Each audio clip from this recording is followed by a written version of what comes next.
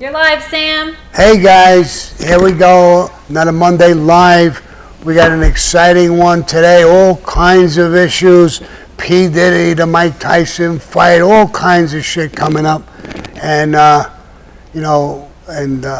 so we're talking about the thing with Patrick.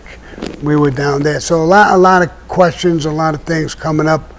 And so we're just about ready to go, right? Yeah, absolutely. All right. Yeah. How you feeling today, Sam? I'm feeling good. I'm feeling real good. Feeling randy and candy? Yeah. I'm watching, the president and all his thing. He's all excited. He's coming out doing his dance. What do you mean? This dance? What dance? Your dance. This one? The one the fighter did? This? There you are. Get it, Sam. The Trump dance. I don't think he was slapping ass at all right. Well, this is Sammy the Bull. He gives a little slap on the ass. Boom, boom, boom. Everybody loves it, Sam. Yay! The old Trump dance. All right, it's about time I sit down. I'm liable to fall down. You got some moves. Where'd you learn those moves from? Some good moves. Yeah, you did. Get your little booty slapped. You do like a tiny hiney. Yes, I do. So How about that fight, dude? You had a little party over here at the Casa. It was fun. we were here, we watched it live, and it was, in a way, it was a total disgrace for Netflix and everything like that. And you know what it is? It looks like it's rigged. I don't think it was rigged. Here's the problem. When we saw him training, listen, I could hit the bag for 2-3 minutes, and they edit it. I'll look like an animal doing it. And that's what they did. So we thought he was in prime condition. Age takes it away. His legs were like cement. The first round, he got to the corner. He was huffing and puffing. He couldn't even breathe. And they were rubbing his legs because his legs, you just lose it with age. So I felt sorry for him. I think the kid did the right thing. Paul, he felt sorry for him. He could have ripped him apart, but he didn't do that. It was pity-pattering, He was going to win the fight, but he didn't want to hurt him and embarrass him. I think that's what happened. So it looked like a rigged job. I don't think it's an actual rigged job. But whatever it is, it is. The kid, Paul, is a tough kid. I think he was a gentleman. I give him credit for that. Tyson, his reputation is not tarnished by this, not with me anyway. He's a monster. He's a tough guy. He tripped when he was coming out. Hey, Trip, you can't, listen, it's like me. If I feel good mentally, I want to fight the world, I'm tough and this and that and everything, but your age, there's no question about it. My legs are not the same, and that's the same with him. He's not as old as I am, but I think that's the way it is. He was probably nervous. He knows. He's not a stupid guy. He knew, he's not a bright guy either, but I don't know. So, what really bothered me? The whole thing was horrible. There was that Puerto Rican broad. Oh, she got robbed. Face was hanging out, And the Irish broad kept banging her head into her. They gave her one warning. She won that fight, number one. Number two, you give her one warning. Second time around, no, this is what you're doing. You're leading with your head. You're banging into that. Even when they were close, she's rubbing her head into it. It was a disgusting display of sportsmanship and she won. I hope her name goes down in history. She's tough, that Puerto Rican broad. I don't remember her name. She was great. She took all of it. Serrano. Serrano. Yeah. Serrano. But that was a disgrace to me. That bothered me more than the Tyson fight. It really wasn't a fight. We got duped. occasionally you got to get duped. Bamboozled. We got bamboozled. Netflix, you're a joke. You did this. You were behind it. The referee sucked in all the fights. You know, get a real referee. Get some real people there. That other kids, the other Mexican kids who were fighting another good fight, that was legit. I enjoyed that. I don't remember their names, but we enjoyed the night. My son made cooked and on the bus all kinds of different things, desserts and stuff. So Anna and her son were here, and Amina came by, and there was another couple of people, and we had a blast. We had a good time watching it. It was a little disappointing, but it is what it is. Sometimes you get fucked and, bend over, enjoy it, or whatever. I don't know what to say.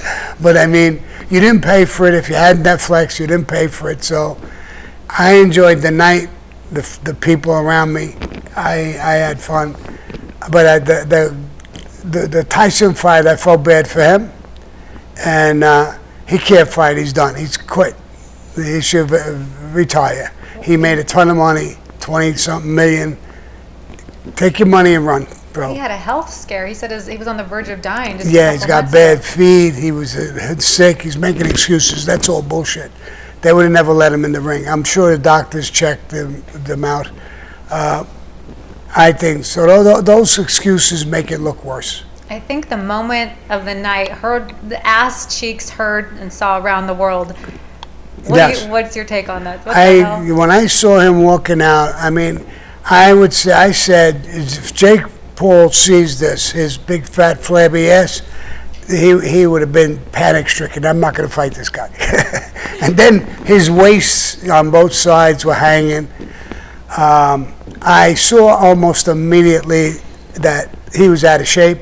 He was old, and he was going to lose. I thought he would win by looking at the early tapes. That's all crap.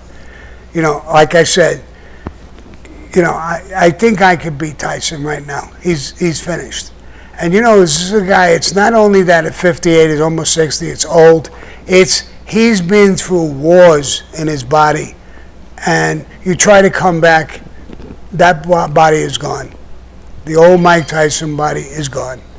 I don't want to knock the guy. I like him, actually. I like Paul, too. Yeah. He acted like a gentleman. And that's good enough for me. I enjoyed the night. But the shame is on Netflix. Yeah. They could have hired better people and made it straight up. They should have checked that's... The servers, the streaming, and the buffering, and all that. All of that stuff, was a letdown.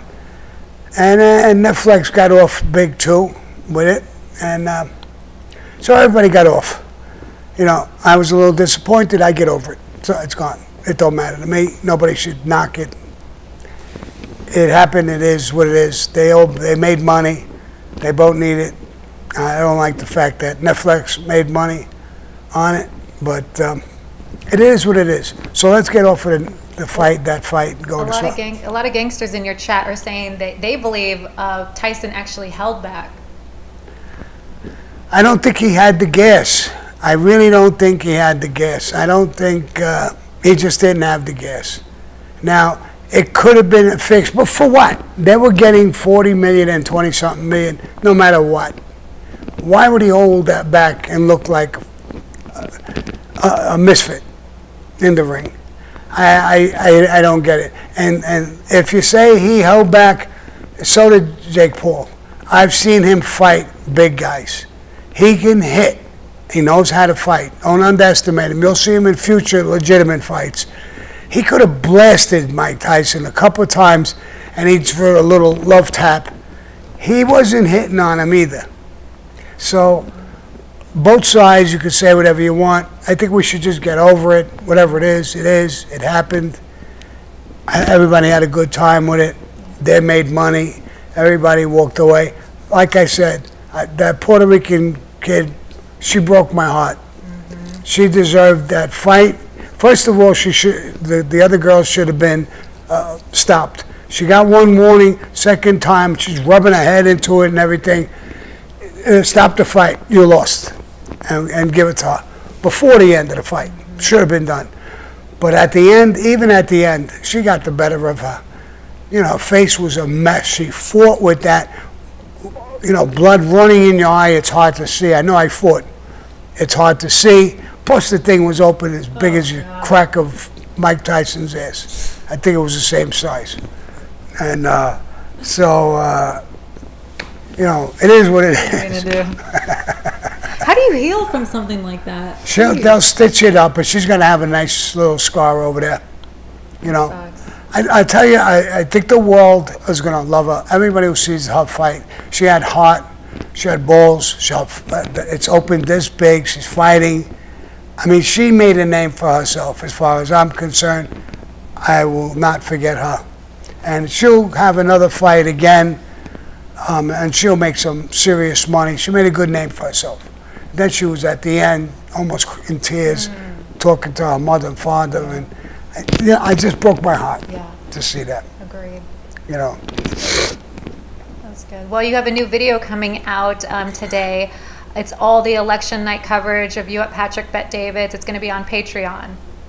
Yes. And Our Thing TV. Yes. Yes. That's a great video, and you know, I was offered a fight. I'm going to tell you the truth. I don't know. I think I could do it. Oprah Winfrey wants to fight me. So. She's a girl. I thought we can't do girl. No, they did. Didn't that girl? You know, I'll have to claim I'm a woman for the night. I could be a woman for one night, fight her, beat her. I would love to fight her, bro. Oh. I would give up let's send Karen. So, all right, what happened now? Okay. Amina, we have some super chats from last week. Do you want to get into those? We sure do. Thank you, darling. First of all, Sammy, you've got quite a few jokesters in your chat. From your little dance, Chris was saying, this guy said put a $1 bill on the Wi-Fi. $1 bill. And then Emily in Australia is like, is that how you danced on your wedding night? They didn't have the Donald Trump thing, but on my wedding night, she got a couple of those little cracks. Slaps. Okay. So quick shout outs to Emily and Freya out in Australia, Donnie Brasco, and Betty Ann is in the chat. What's Hey, up, Betty Ann. Okay, so let's jump into last week's super chats. We have Gas Can Lip. Sammy, if Al Capone was around in your era with his Chicago outfit, do you think you would have to ice him like Frosty the Snowman? You know, they kicked him out of New York. He was a tough guy. He was a bouncer, and he was a tough guy. That's how he got that scar on his face. And Frankie Yale, I believe it was, they threw him out of New York, and he went to Chicago. They loved him in Chicago because he started to fight the Irish mob. And so the Sicilian Mafia helped him, took his side, liked him. Then he taught the mob how to use the unions and make money off the unions and stuff like that. It hit New York, guys' ears went up. He taught them some things. He was a half a maniac, and so I don't know if he was around and he was out of control. Maybe he'd be on my list. Okay, Gas Can Lip also has a follow-up. He says, Gumbada, do you believe things from deceased people for sale at the thrift store could be possessed? Somewhat. Do you believe that things from deceased people, so people that have already died, and they get donated to thrift stores like Goodwill and stuff, and they get sold? Oh, yeah. Do you believe that they could be possessed? You want to know something? I went there to buy some of those clothes when we were doing a movie. So you bought things that would just put them on. I wouldn't wear them because I feel uncomfortable with somebody who died, his jacket or his shirt or stuff like that. I don't know if they're possessed, but I'm uncomfortable wearing somebody's clothes when they die. unless I killed him. Then I would wear his clothes.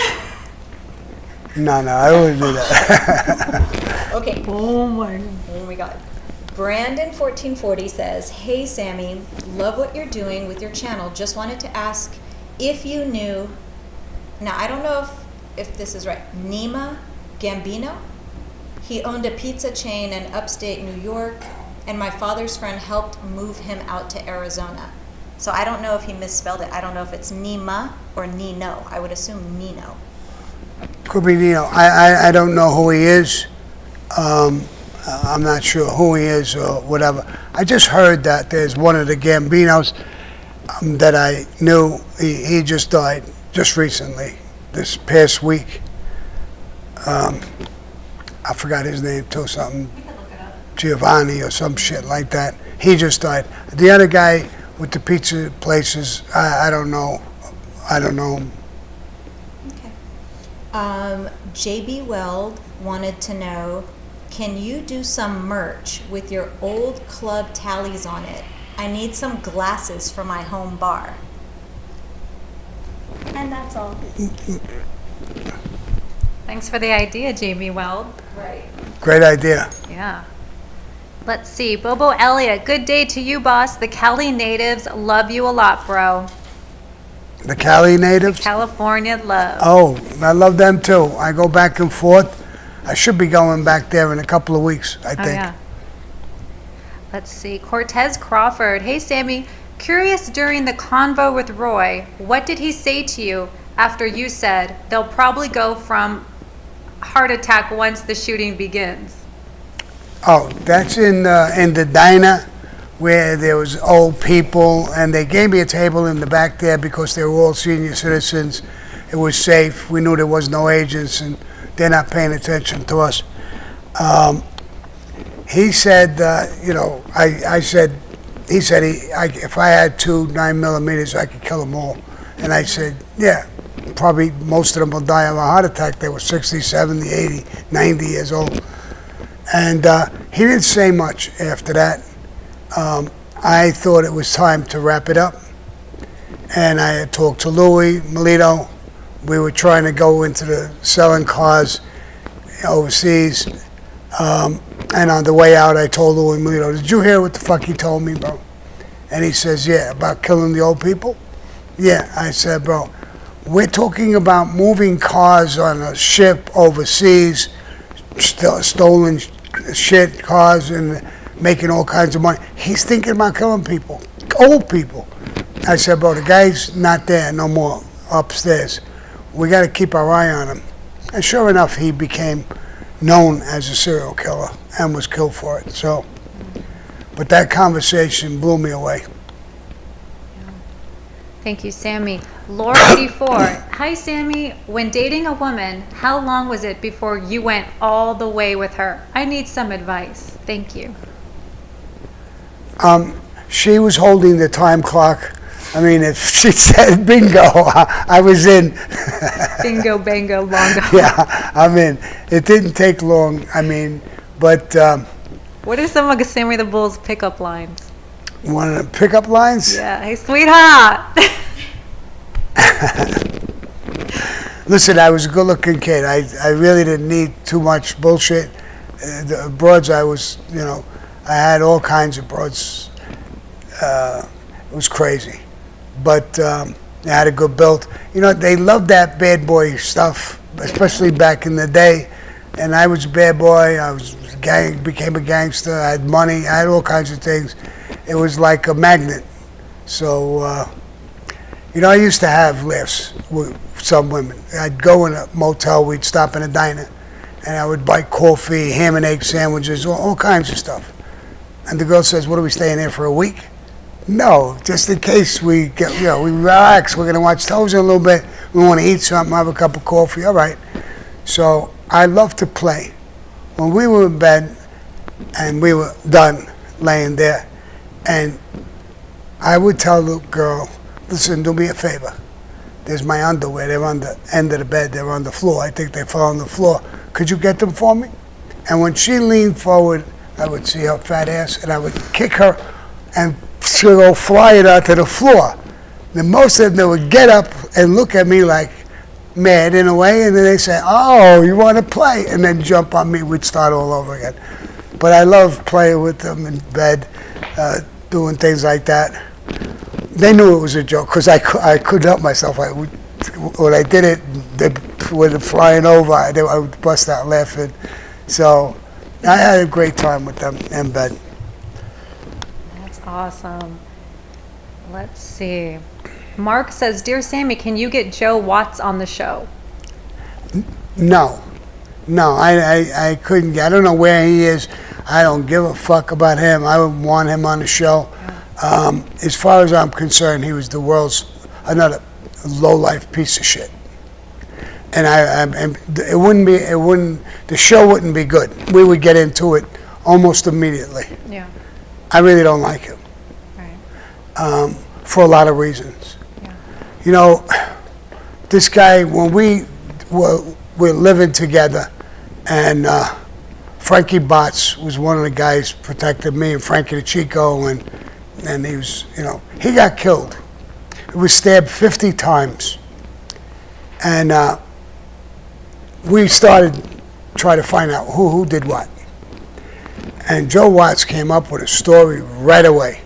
He tried to blame it on black guys.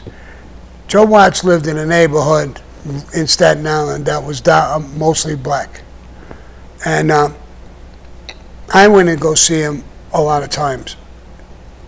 It was very close to me, Frankie Butts. And the black guys loved him. He did things with them. They loved him. And Joe Watts said, I told him not to live there, and it was probably the black guys. And I knew he was bullshitting. I said, you know what? I went there a bunch of times. I knew all the black guys. They loved him. That would never happen. They would not allow it to happen. I don't buy it. And he was like nervous when he was talking. I think he did it. Till today, I think he's the guy who did it. He wasn't upset. They were close. And there was a beef that he used to bring him around. He used to act like he was a made guy, Joe Watts. And Frankie Botts, another guy, tough guy, wasn't Italian on his father's head. He couldn't get made. He had asked for a lease. He didn't want to be with Joe Watts no more. And he wanted to be with me, directly with me.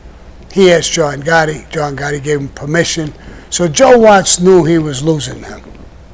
And I think they might have had an argument, and Joe Watts stabbed him a whole bunch of times. So I can't get it out of my head. I think it was him. And he's done so many fucked up things. He was close with John Gotti. John Gotti would call the legal department, from the legal department, and they would talk. And he would tell Joe Watts all kinds of things to do. Joe Watts would say, okay, hung up, go right to the FBI, tell them exactly what he told them. I mean, I hate these confidential informants type of things. You know, if you're a rat, you're a rat, and stay over there and do your thing, and this guy does his thing. But wearing a wire, or I think O.C. Shorts did a program about Mikey Scars wearing a wire. I want to talk about him, but those are the most disgusting acts you can do. Is go to your friends or your friends' families and you're wearing a wire and there's fucking agents sitting in a car listening, making notes, recording. It's really, I mean, you call yourself a friend? You're a friend to nobody. To nothing. And that's Joe Watts to me. I would imagine sitting at a table with him, there'd have to be people all over the fucking place, but it wouldn't take me long. I would lose it. There's fucking no way I would hold back. I could sit with a lot of people. I could sit with the Gottis, have meetings or whatever if they wanted. But him, he's really a disgusting piece of shit. So I wouldn't sit with him. It wouldn't turn out good. Yeah, there you go, Mark. You know, Mark, also there's a lot of backstory more than even Sammy was saying now. But please research and come back. And we love these questions because it leads people to more research about the story and what really happened. Yeah, yeah. Jay Marie, hey boss, other than Marilyn Monroe, are there any other celebrities that you suspect might have gotten clipped by the organization? I don't know about actresses, but there was women who did get clipped. What's his name? The Grim Reaper there. Greg Scarpa. Greg Scarpa killed a woman. He had orders, but I mean, she was beautiful. She was a young girl in the neighborhood. They gave her a bad rap that she was a rat. She really wasn't.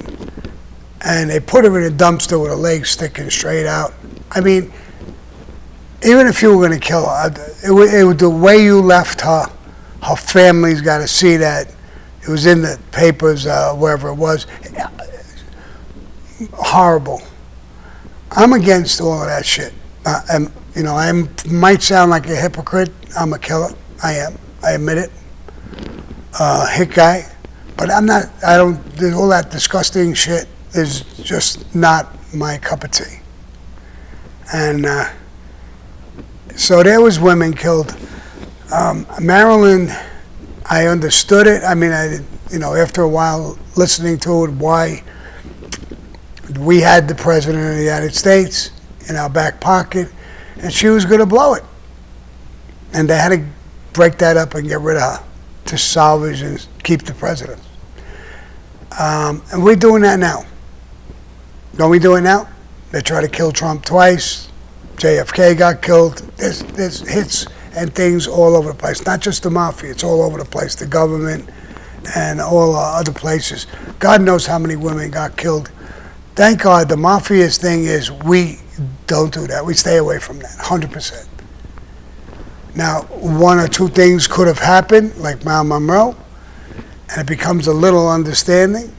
But the other stuff, when Fat Pete Chiodo cooperated, gas pipe made an order to shoot his sister, make an example. They did. They shot her. She was in a teacher or a PTA or something. They shot her when she came out. She in the car. Thank God she lived. But wait a minute, we just stories like that come to us. I mean, I'm not part of it, but I heard about it. They just turn your stomach. This isn't us, bro. Go join something else. Cartels. Do whatever the fuck you want. We don't do that. It's against what we are. And once we lose that, then nothing matters. It's the same thing with cooperating. Once there's enough people, bosses cooperated, me and underboss, all kinds of things. It's over. It's over. And these are things too. Killing women or children or things like that. They almost wanted to kill my son. It's a whole story. I'm not going to get into the whole story. Joey Bellotti actually found out about it, and this Joe Watts was involved in it, and he denied it, that he was going to kill my son. And Joey Bellotti told him, if one hair on Sammy's son's head, and this is after I cooperated, is touched by accident, he gets into a car accident, anything, I will fucking kill you. So make sure that he's okay all the time. And I never forgot that. I actually saved Joey Bellotti, but not in return, but the way it comes out years later, he actually saved my son. It's crazy. Wild. You and Thomas Ellsworth, who's on Patrick Bet-David's Valuetainment team, you guys connected on a Marilyn Monroe fact that he knew about. He said to you, that's really interesting, as you were going through the JFK stuff and Marilyn stuff that you knew from Tato.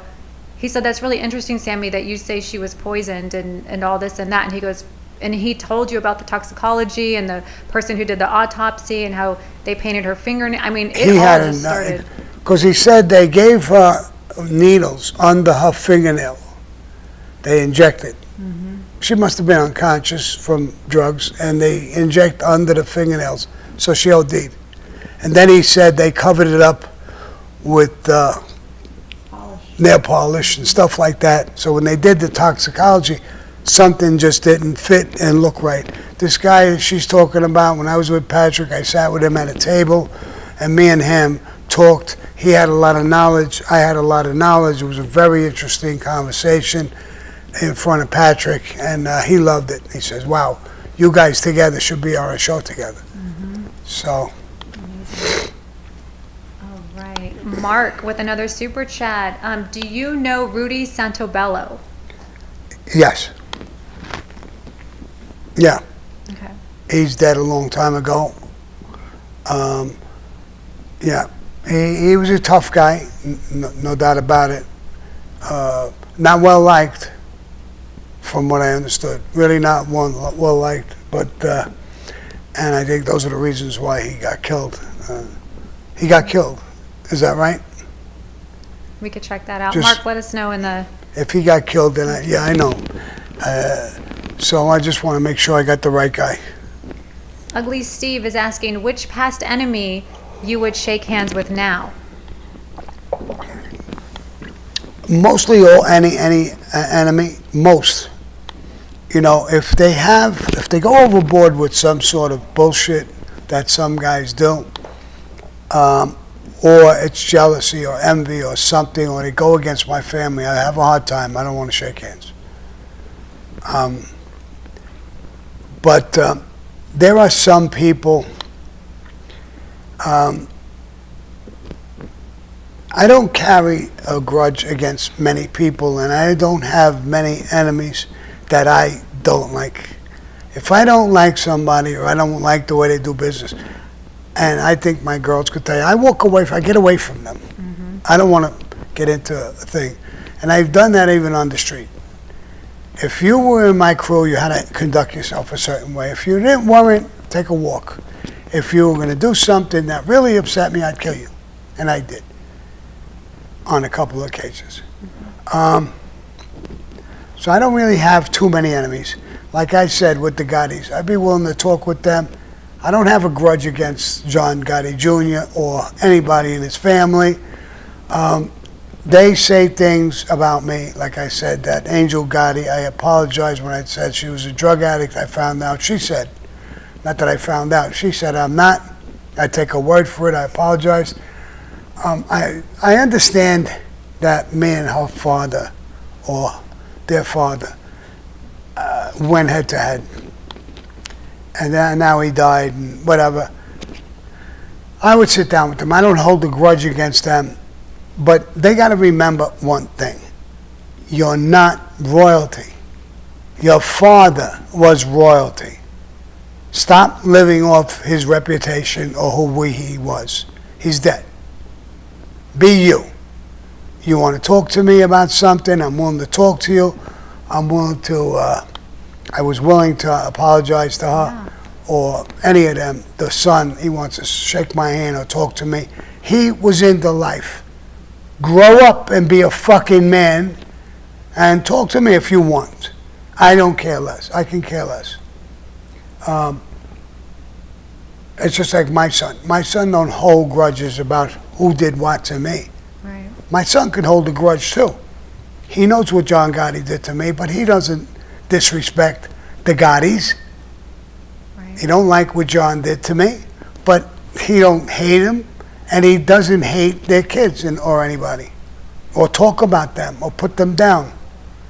My daughter could do that. My son could do that. We don't. They don't. So I don't have that many enemies. Like I said, Joe Watts, I could never sit down with him at a table. It's too many issues. And I almost forgot about the thing. He was trying to kill my son. He was behind it. He wasn't the shooter. He was trying to make somebody else do it. It leaked out. Joey Bellotti stopped it, so I could never sit with him. I smoke. I have a big ashtray in front of me. It wouldn't take about 3 minutes before that fucking ashtray would be smashed in his fucking face, and I would wind up going back to jail for a little bit, which I don't mind. What? I mean, in a certain thing. A guy's looking to kill my forbid. son. Yeah. So, and for no reason. No, there's no way you could sit No, there's no reason. If he had a reason, there was no reason. What? To make me to send the message to me, I'll send the message to you. Send the message, come see me. Not my son. What the fuck did my son do? Right. Or my daughter. Or my friends. So, everything has a different perspective. Every, situation. But I don't carry too many grudges. So I would sit down with certain people. Certain ones I would tell them, bro, me and you can't sit down. I don't like you. I don't like you a lot. Too much. I became a born-again Christian. Don't let me throw that through the window. Let us rebaptize you. Yeah. What about Giuliani? How do you feel about him now? Listen, I always disliked him, what things he did. Michael Franchise talks with him, likes him. I can't.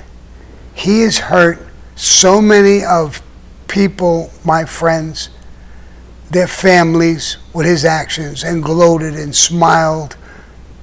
A lot of those guys you put away and you were so happy about it. Their families, their wives, their children had heartaches and hard times. I can't be your fucking friend. And some of those people you put away, I love them. And you gloated about it. So, Joe Arpaio, I'm going to do another interview with him, I think. What he did to me. It's me and him. Now, if he crossed it over into my family, that becomes another story. I don't know if I would be shaking his hand the other day. So, there's differences. And he just ran a tough prison. I wasn't happy with it. Everybody, I think, who did time there wasn't happy with it. He's an older man. I never disrespect older people. He's a lot older than me. He's 90, 92. Mm-hmm. I would never disrespect him. I shook his hand. If he wants to do an interview now, I'm willing to do it. Bygones be bygones. We shake hands. It's history. Nothing really serious, all that bad happened. I had a tough time in that jail, and you gave it to me. I took it. Respect me for what I did. Mm-hmm. Now I respect you for what you did. And let's shake hands. It's history. Put it away. I'm divorced a lot of years. I still treat and love my wife and treat her good. I never hit her. So we got a divorce, but there's no hate. I don't carry hate around. I really don't. I just don't like. I'll goof and dance in front of people. Listen, I like life. I love life. I love people. I love my dog, Lily. Like I say a lot of times, she's over there laying down. She always does that when we have the show. I wouldn't know what to do if I didn't have that dog. We're together. It's like my partner now. The only thing we're not doing is having sex. All right, I'm saying we're not. What are you making faces for? We're not. And we're not gonna. But I love her. She's so lovable. I love when she puts her paw over my chest, almost like a hug. Yeah. She's like hugging me. What a fucking feeling. I mean, it is to have, dogs, they have unconditional love. And this dog is so lovable. Everybody who meets her loves her. Mm-hmm. She hates other animals. She's a dog fighter. Yeah. But everybody who meets her. I wish the camera was pointed on her. She's in heaven. Everybody's sitting around, and she's laying in one of those little portable beds with like she belongs. This is it. This is showtime. And she's laying there. Places. Doing it. Yeah, she's a great dog. Sweet girl. Okay, let me ask a super chat, Sammy. Philly Bob, as far as Italian women, who do you think was prettier, Sophia Loren or Monica Bellucci? I don't know who Monica Bellucci is, but Sophia Loren was drop dead gorgeous. Really. Look at this. Mm-hmm. Natural. Look at that. Yes, natural. No artificial lips, no Botox, no fillers. No fake booty, no fake titties, nothing. Just God made that. Yeah. God made that. I mean, Angel. I don't knock people who do these things. Everybody wants to look good. I had plastic surgery myself. It didn't work that good. I'm going to do it again. I think I'm going to do it again. Take me with you. I'm going to do it again. But look at that face. I mean, and Gina Lola Brigida, you get people like that. What faces? I mean, they break the mold after God made them. Yeah. You know, it's like 1 in a million shot. Yeah. Absolutely. Which that is the contest drawing that we're going to do today, guys. You're going to win the Sophia Loren painting. So Yeah. let's see. Medicine Man 1802, Sammy, thank you for the great content and for always doing the right thing, no matter the consequences. Much respect. I try my best, bro. Thank you. Jason G, Sammy, who paid the bill when the boss had dinner out with other maid guys? Wishing you the best. Who paid the bill? Usually the boss. He's supposed to pay the bill. So it was usually him. I mean, sometimes somebody picked it up. You don't do it to be a big shot. You know, you do it out of respect. You say, Paul, let's say Paul Castellano, could I pick the check up? I just, you know, I want to be able to pick up your check, take you to dinner. And if he says yes, you could do it. But most of the times the boss picks up the tab. It's his position. It's his job. It's the father. He's the father of the family. You don't go to dinner and your dad sits on the side like a totem pole and your mom goes through her pocketbook scraping up pennies to pay for the meal. Oh, no. It's a great question. The Ugly Steve is asking, if you had 5 more minutes with Johnny Keys, what would you say to him?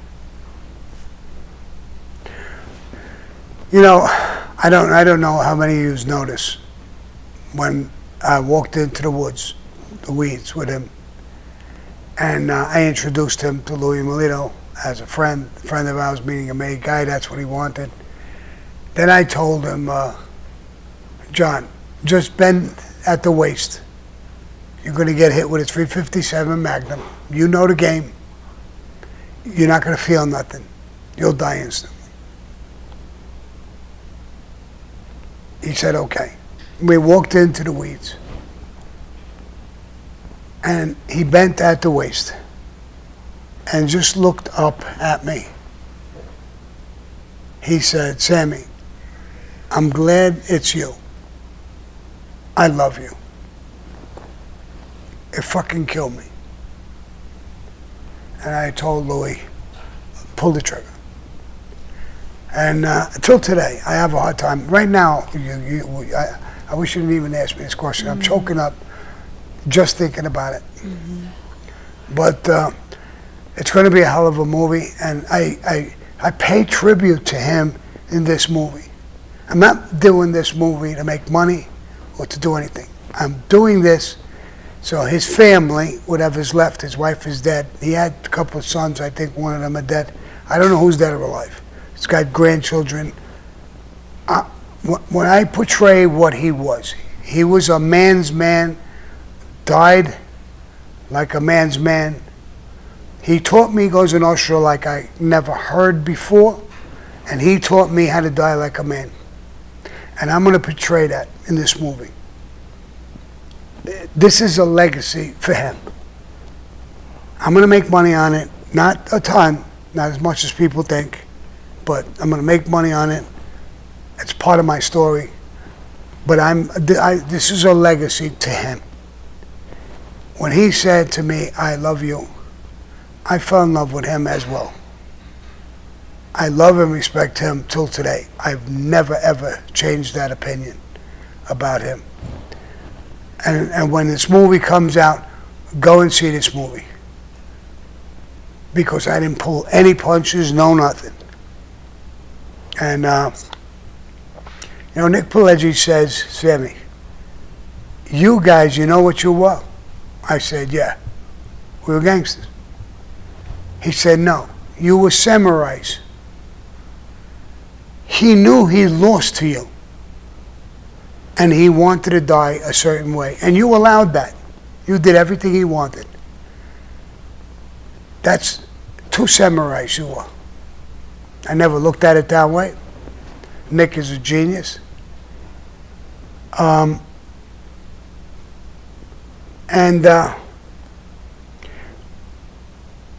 Like I said, there's things he taught me that I remembered, and this is going to be a legacy to him. And when people see this, you go to, Goodfellas, you're shooting people, banging broads, this, that, the other thing. You're going to see what Nick Pileggi saw. Two samurais in his van for hours and hours and hours and hours on end. How they got to know each other, love each other, respect each other, and how they think, how a hit guy thinks. We were two hit guys sitting in a car. I was a young, new hit guy. He had 50 hits under his belt. Very powerful captain. I can't go too farther in the story. It's going to be a movie. When you see this, I hope you like and understand me, and I hope you love him for what he was. A man's man. Let's go on to something else because I get hung up on this. Okay. And I see his face when I talk every fucking time. And he brings back, like I said, he taught me how to die like a man. I've never experienced that again. Ugly Steve did send another super chat, and he said, "I'm sorry to ask the tough question. Love and respect to you, Sammy." No, don't be sorry. Those are good because I want them to be tough questions. I want this movie to be 1,000% the right way. When I watch it, I want to choke up like I'm supposed to.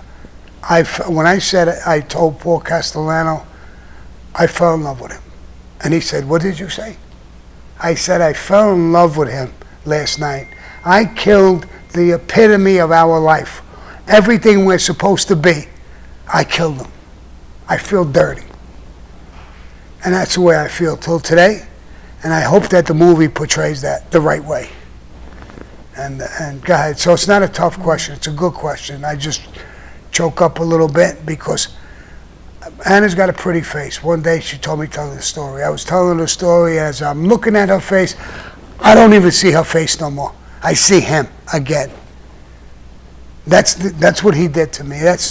Didn't do anything to hurt me, but the impression and the mark he left with me. And so I hope this family sees this, whatever grandchildren or whoever, and realizes that what of a man's man he was in Goes and Ocean. A dedicated warrior. All right, guys, something else. Dylan Ironside is asking, in your opinion, who was the toughest guy you ever knew in the streets, and what were they like? Frankie DeChico had to be one of them, and he was a great guy, funny guy, tough guy, and he was for the underdog all the time. He never threw his weight around in a rough way with younger guys, and everybody loved him. But I had a relationship with him. He was a lot older than me. He was like a big brother to me. Every time I was in trouble, if I would turn around, boom, I would bump into him. There he was. And I had a couple of issues in my life, but he was always there. A great guy. So he's probably ranks, in my books, one of the toughest guys and best guys. And what was he like? For the underdog. For people who couldn't get out of their own way or didn't have the ability to fighting against monsters, he would protect them with his strength and his power. Here's a good follow-up question from John Ball. Who do you think was the best gangster you knew that the public really hasn't heard about yet? I mean, there was so many. Like I say again and again, I loved the life. I loved a lot of people in the life, And there were so many of them that I grew up with and saw. It's got to be 10 pages long of people I grew up with. There's a guy, Louis Tropia. Nobody ever knew him. He left the life. He never got made. When I was switched over to the Gambino family and I was put in Tato's crew, Louis Tropia was in that crew. We grew up on 78th Street and 18th Avenue together at the same time, almost the same age. I think I was a year older than him. We were 5 and 6 years old together. We had pigeons on his grandfather's roof. We had electric trains in the basement of somebody's house. We grew up together all our lives, and then we were in the Mafia together. And then he left the life. And then when I was in prison, he came to see me. He had cancer. It was literally on his last leg. He was trembling in the chair. And I got the guard to call the counselor. I said, he's my friend, he's got cancer, he's cold. Get him something, a blanket, get something. They got a blanket for him and stuff. And he left. 2 weeks after he left, he died. So I was the last visit, and we stayed there the day. A couple of times I said, come on, go home. But he didn't go. And we talked about our lives and everything we've ever done, from the electric trains. On the holidays, we'd get cars and tracks and build it bigger and bigger. His grandfather would have a machine downstairs that they would crush the grapes and make his own wine. We used to take it and get drunk a little bit. And so we were just a great guy, and nobody knows him. Some people in the neighborhood, or a lot of the older guys who were dead already, knew him. There's guys, Butchie Morrow and Monk, the guy who owned the fun house. People I grew up with, they know him. They knew him good, everybody. When we were in Doc's bar, he used to hang out, he used to come there. He was real tough with his hands. I don't think he was really a shooter. I think he could, but I don't think he did much of that. And then he left the life, and then eventually he died. So I don't think a lot of people know who that is. Yeah, Louis Tropia. wow. Yeah. Dirk's Greasy Reviews is letting you know that he is showing love, Sammy, and that he could listen to you all day. All day? All day. All right. Mac Ardengale is asking you about your book. Where can they find your book? Rthing.tv, guys. TikTok shop, Rthing.tv at the shop. There's many places. And if you want him to sign it, he will sign it for you, and we will send that out and get that to you. Tell them that they gotta do it in the notes section though. Yes, in the notes section. Add a little note if you want it personalized. Let's see. Can we give a shout out to our TikTokers? Hey, TikTokers. I forgot you were even there watching. Creeping. Yeah. You notice TikTokers that I'm not smoking. I'm not smoking because of you guys. The other day when we were doing it, they knocked off 800 people. Now, I thought they'd just give me a slap on the wrist and give me a fine to take some money, whatever. And I didn't care. I just kept smoking. But then I found out what they do when I light up. They knock out people who are watching me. They just disappear. What do they do? They got rid of 800 people. Yeah, minimum. Minimum 800 people they got rid of. So that cured me. I don't really want them to do that to you. That cured me. I'm not smoking. I'm going to smoke as soon as I get off. But I'm not. I didn't want that to happen again today. So I'm having my coffee, and I'm not smoking my cigar. Because I didn't know. I wish they would have just gave me a fine. $50, $20, or whatever the fuck they want to charge me. And I smoke and drink coffee, and I'm relaxed. But if they knock the people out, they came to watch. I'm not going to do that. Can we get some cowboy hats over there, like a little teddy bear or something hugging him, or like what? Come on, let's go TikTok. All right. Give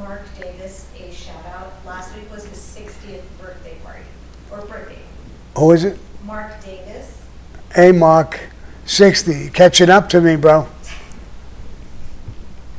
Happy birthday. All right, Janet, your favorite gangster. She said, Sammy, being on parole while in the witness protection, how does that work as far as how many people know your real identity? Were they supervising Sammy Gravano or Jimmy Moran? No, they were supervising Jimmy Moran. They know who I am, my real name. But you're not allowed. You can't get in touch with your family, friends, nothing. You're completely Jimmy Moran to everybody in the world. And if you want to have a family visit, you got to tell them. They'll take you to another state.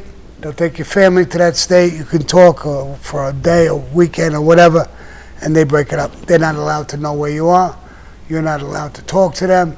I snuck a couple of times. I was telling Nana this morning about a time when my wife came and snuck up. I got her at the airport, got her, snuck her into my little house up in Colorado. Colorado, Yeah. in Boulder, were you Boulder? in Boulder, Colorado. The agents called me up and they were on their way to see me. The marshals, they're not agents, they're marshals. I told my wife I had a sleeping bag. I put the sleeping bag down, some clothes, a pillow. I said, just lay down in here. I closed her in the closet. And they'll be here 20 minutes, a half hour, whatever the fuck they're going to ask me, and they'll be out. It was about 45 minutes. And they left. And I said, Deb, nothing. And I went in the room. I opened up the slide of the closet, and there she was, snoring a little bit. Couple of little snorts. I said, I'll be mother. She fell asleep in the closet. Like, wake up, So Deb. I woke her up. And we laughed our ass off, and she hung out with me. I snuck a couple of people up a couple of times. Wow. You know. Do you think they knew or like?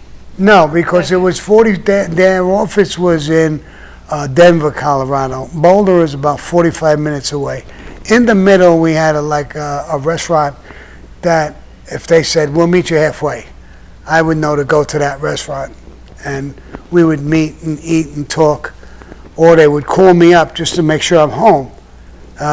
We want to come up and see you. Things like that. But they were good with me. They didn't bother me. They didn't do anything and stuff. You know, and I had a cock and bull story all the time that I was in Kuwait when there was the war going on and the tanks were burning, the oil tanks. And the company, our company, comes in and ducks the fires out, does all this shit. And I was gone for 5 years, which I was away in prison. And so this is the bullshit story. So one day, and they put me in a school for photography. I was doing photography, but I was there too early. So I was in a restaurant eating. There was 3 women sitting right next to me, and we were talking. And they asked me, and here I go, bullshitting them like I do. I'm in the construction business. I was in Kuwait. And the woman says, oh, wow, you were in Kuwait? A boyfriend, talking about a boyfriend. I didn't give a fuck about a boyfriend. I was talking to all of them, buying them a drink. And then the 3 guys came. And she says, he was in Kuwait. It's a shot in a billion. Now he's Kuwaiti. Oh my God. And he's asking me questions. Oh, you were there? You were in the Bakaba? I says, no, in the camp. I was always in the camp. What'd you eat? What I ate? The fuck do I know? They eat. So I says, the thing on the stick. Oh, yeah, blah, blah, blah. Yeah, I ate that. He could have said horse shit. I didn't know what the hell he was even saying. Yeah, and I ate it. I said, oh, it was great. That's what I ate. Yeah. And then I stopped talking to them again. They probably knew I was full of shit. Oh my God. So. Wild. Okay, gas can lip. Gumbada, in December, while everybody's Christmas shopping, could you please wear a mink fur Cossack hat and please whack Jake Paul? You don't like Jake Paul? What is it? Gas can lip? He's so crazy. You don't like him? Sounds like he doesn't. Where are you, Gas Can Lip? Follow up in our chat. Lauren S. in the super chat. I love you, Sammy. I love you too. Let's see. Another birthday shout out. Sure. Another birthday shout out for Sky Blue. It's her birthday this week. Hey, Sky Blue, how old are you? Come on, give me your age. Give it up. No, I'm not going to ask. What's your age? No, leave her alone. Women don't like to be asked about their age. Mama Jill with an envelope for you, Sammy. No comment, no question. Mama Jill? Mama Jill. Mama Jill. Let's see. Giovanni, how did you react when Phil Leonetti flipped? Was there a ban to not do business or recognize them as a family after that?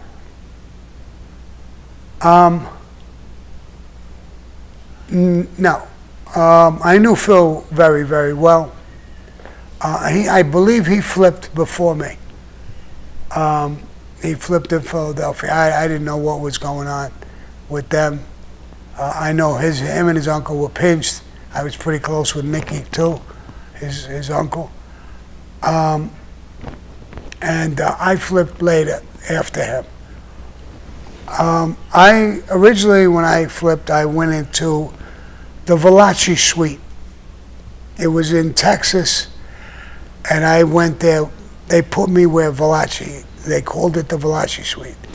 There was 2 cells, a shower, a closet to hang your clothes, and there was a guard who sits in there with you 24/7. When he's done, another guard comes. And I had said, I stood there for a while, and I said, nobody's going to do time in here? They said, no, just you. What are you laughing at?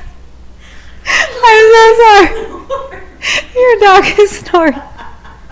My dog just farted, and they're all No, holding their she's nose. snoring. Oh, snoring. She's snoring like crazy. Don't worry about it. And her lip is No. quivering. So anyway, Sorry, go well, ahead. I don't know what I was saying. The Valachi Suite. Yeah, the Valachi Suite. So I didn't want to stay there, and I said, listen, I'm not going to stay here.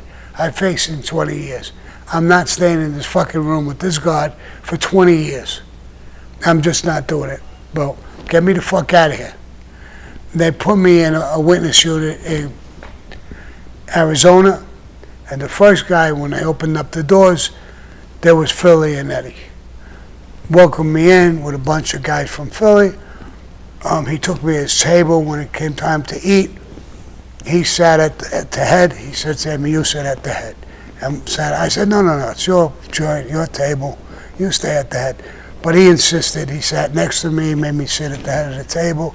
I did a bunch of years with him. He's a great guy, good-looking guy, and a little on the tough side.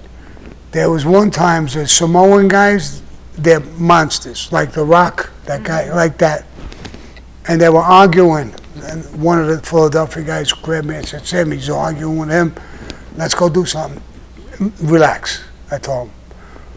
Just walk, like we walked in, nice and quiet. He's handling himself pretty good. As soon as they go to blows, we jump in, and we bury this guy. But leave him alone. And so he stood up. He's a man's man. Not super big. He's, great guy. And I was very close with him. I knew him on the street.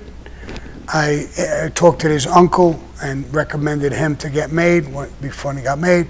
I also talked to the uncle about helping. He should make his nephew the underboss, and he did. So I was very friendly with him. He would call me a lot of times when his uncle wanted to see me or this and that and the other thing. And one time they came in, they wanted to sit down with Frankie DeChico and John Gotti when we first took over. And it was in my house in Staten Island. And Phil came in with his uncle. And his uncle sat with Frankie DeChico and John. And he sat with me on the side, me and him, chatting, talking, watching, bodyguard, whatever you want to call us. Good guy, all the way around. So I don't think anybody put anybody on the burn. Where they should put anybody on the burn, how about Joey, what's his name? We just got a question about him. Yeah, what kind of question? Joey Molino? Gas can lip again. Do you think Gene Borello and Joey Merlino should fight on Netflix, and would you train Gene? Gene needs no training. Gene will tear him, and he wouldn't stand 2 seconds with Gene. Gene will tear him up. Gene's a real tough guy. You know, he's not a made guy. He's Anthony Ruggiero's cousin. Fat Andy was his uncle. He's tough. He's tough as nails, that kid. I did an interview with him, but I knew about him in the street. He's a legit tough guy. He'll tear this kid up. Joey Molino is nothing. Nothing. And he calls himself a boss. Now, if you cooperated or whatever you did and you left the life and you want to talk, talk. If you're in the life, what you're doing is a disgrace to your whole family. I don't know how the family, whatever's left there, puts up with it. If you legitimately there, how would you like to be in the Mafia and this is your boss doing that? I don't know if you saw that dance he did, the umbrella dance. Yeah. I mean, I give people chickens. I give them the bikes. I go where I want to go. You can't come in New York. You can't come in certain areas over there. You know, so stop the shit. And then I just saw the video where the guy went to jail. Everybody was banging his wife. He left the bodyguard. Who would do that? You go to jail, you got a guy, he's got one leg gone, and you watch my wife and live with her. I would tell the guy to go live with my wife. So she's banging him. She's banging a football player, and she got pregnant and had to get an abortion. Oh my God. And he's a real tough guy. When he comes out, the football guy is alive. His guys who were banging are alive. Maybe there's just too many guys. She must have banged an army of guys. And he did nothing. And you want to talk about rats and low lives? The fuck? Didn't she get pregnant too? She got pregnant. She had to get an abortion. Oh man. And it came out in court. By the one-leg guy or the football player? I don't know. Oh, the football player. Oh. The football player, supposedly. And it was in court. So there's no lies. There's documents and everything. Oh my God. And the one-leg guy, I think, was the bodyguard. And one day when the cops came, he hid. He went under the bed. Stop it. They had to drag him out with one leg. Give me a bodyguard with one leg. So, and Gene's all over him. And, you know, he says he'll meet up with Gene. I would, listen, if you think the Mike Tyson fight was bad, Gene will destroy this guy in 2 seconds flat. Oh, he hates him. Gene hates him. I keep telling Gene says, "Sam, what do you think of this fucking jerk?" I said, "No, why do you want to do that? Just leave him alone, bro." He does umbrella dances. His wife banged everybody. He's still with her. He didn't even divorce her. He's still with her. You're like what Italians would call a cornudo. You're a cornudo. And you have the balls to sit there and talk about other people. How the fuck? This YouTube shit is a little crazy sometimes. I know. But and I like the way Francis says it. It's like, it's so beneath me. I'm not going to get into the weeds with this. It's over and over and over and over again. They don't stop. Every video, every title, every thumbnail. It's sad. You know what it is? It's that some of these guys, and we all know their names, they have nothing to talk about. They have no story. And they just have to pick on either me or Michael Franchise, or the kid Gene, or this one, or that one, or Anthony. You don't bother nobody, Anthony. They don't have a story. So they have nothing to talk about. But, I mean, they could talk about what they do. Basket weaving. Pottery class. Talk about what you can't with you talk today, about. Sammy. Oh, my God. Yeah, but you're talking about other people. So they'll call me a rat. They want me to answer so that my people will listen to the argument going back and forth. That's what they look for. Yeah. And some of them are just so jealous and envious that they didn't reach any level of their life at all, just about. Some of them got made. Some of them even became a captain. They're nobodies. They never were. They never will be. And now I surpassed them again. And they were so frustrated. Go get a job.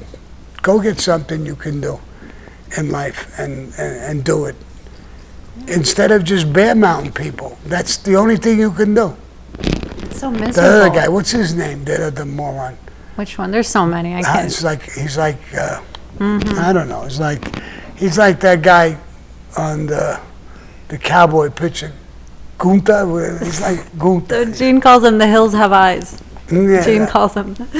Oh my God. All right. Anyways, Whatever. it's just too crazy.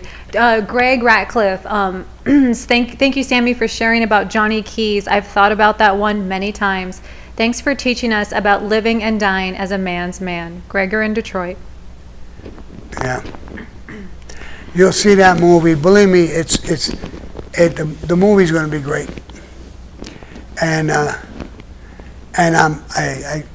look at his family, and I hope they look at me in a way. I know they could look at me in a way. It's a bad way, but I hope they look at me as a way to see the respect I showed him in death and in now, and in his life, in his legacy. I could have twisted the story, tried to make myself look like whatever, but I didn't.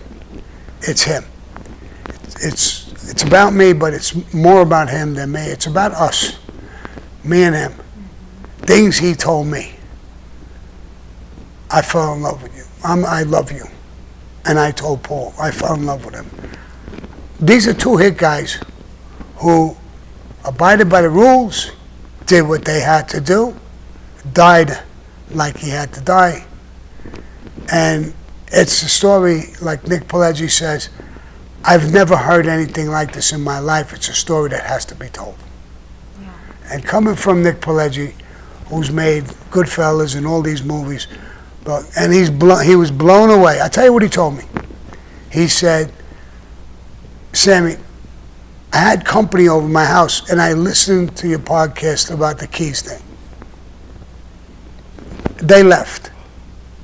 I made myself a cup of coffee, went in the kitchen, and listened to it again. I had to listen to it from start to finish. He says about a week or two later, I had to listen to it again from start to finish. This movie has to be made. He's the writer. I said, I agree with you. You get it. And I'm like this one, very close with Nick Pileggi. I love him. He's a great guy. Amazing times. You were at his house. You did his 92nd birthday party. I mean, listen, we're doing a lot of big things. When I got out of prison, I was joking around, and I says I'm going to take over Hollywood. It doesn't seem like such a joke anymore. I'm working on a movie. I'm working on a scripted show, and one of the guys, another heavyweight, he says, Sam, you joked about that. He says everybody's buzzing about you in Hollywood. I think you're taking over. I said, I wish I could. I wish I wasn't this age. I was a little younger. I wish I was 49. Then maybe I would take over. Who knows? I mean, a little behind the scenes. Sammy texts us. He's like, "Can you girls get in a little early today? We got to hammer this pitch deck out." This new pitch deck that we're doing for Sammy, we just finished it today. It is so amazing. There's so many just great doors that are opening, prospects that are happening, projects coming his way. I'm blown away. Yeah. And you want to know the craziest thing? I'm going to be totally honest. I'm going to probably be ridiculed for this, but ever since September 1st, when I became a born-again Christian, it's insane how many things are going my way, working. I'm working hard. I'm not getting any gifts. I'm telling you, I work 12 hours a day, 7 days a week. I don't give a shit about holidays, anything. I work like an animal. But I remember the pastor told me, you can't just say, God, make me rich or make this happen. But if you're working hard and you pray to him, he will help you. And I feel that that's exactly what's happening to me. There's so many good things happening to me that it's hard to believe that it's not luck. I'm working hard for it. But so many doors are just opening up. So many people are loving them. Look at this audience I'm talking to. I mean, I'm a nobody out of nowhere. I got people sending me beautiful messages and people watching me and stuff like that. you get 50, 100 people on a live, and 200 people, they're loving it. What do we have? 1,000? A little over 800. 800. Sometimes we have 12, 1,400. And we're working on our Patreon channel. Mostly my son is doing it. We're putting it together. And I do shows with him now, him, my daughter, the whole three of us. And we're working on, we're having a blast. Yeah, once this weekend, you guys go sign up for the captain tier. Yeah, the captain tier, because one is happening this. And what did we do, me and my daughter, today? We were Oh just my goofing God, on you each guys other. are so funny. Oh my God. Yeah. She sent a funny video and like, he's like, what is that? Like they just go back and forth. It's hilarious. It's hilarious. Yeah. So we're on Patreon. You'll love it. And we're going to make it better and better. As these movies go and do things go, I'm talking with James Carroll again and Nick Pileggi. I'm going to do the history of the Mafia like a podcast type of thing. But so special, it's hard to even make this. And it's going to be on Patreon as well. When you see this, it's going to be the history of the Mafia. With me, James Carroll, if he ever gets off his ass, and Nick Pileggi and JJ Sachs. Nice. Awesome. We have a few super chats.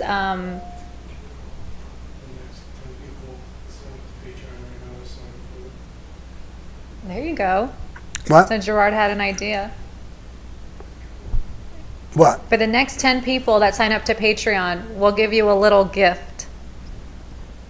What kind of gift? What kind of gift, Gerard?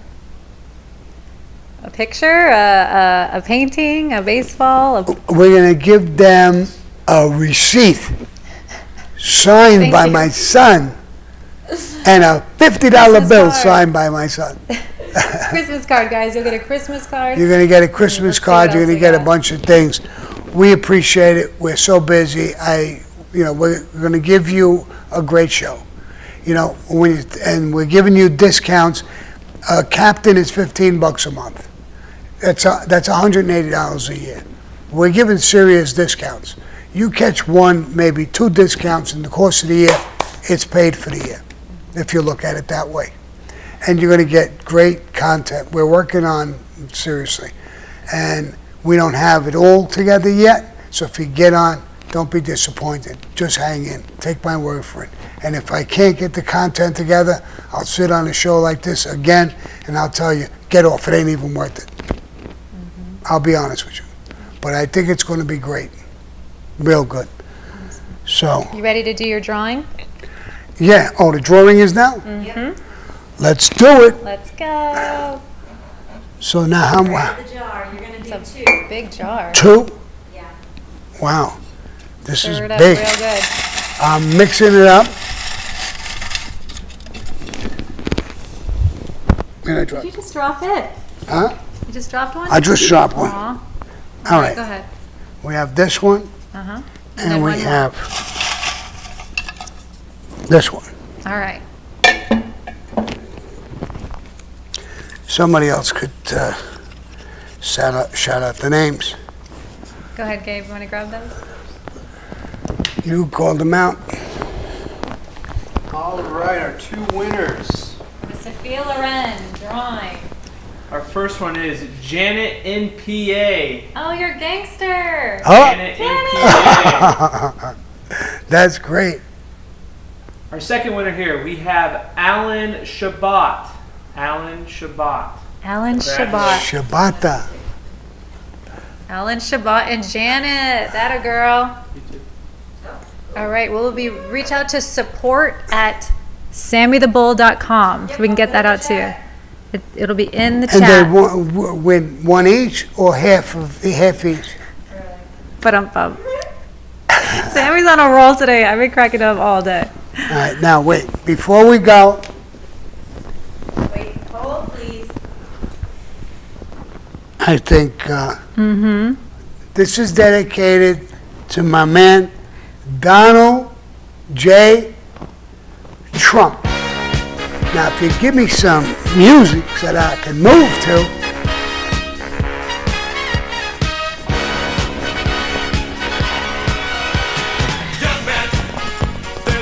you feel down? I said, young man, pick yourself off the ground. I said, young man, Do the Trump dance.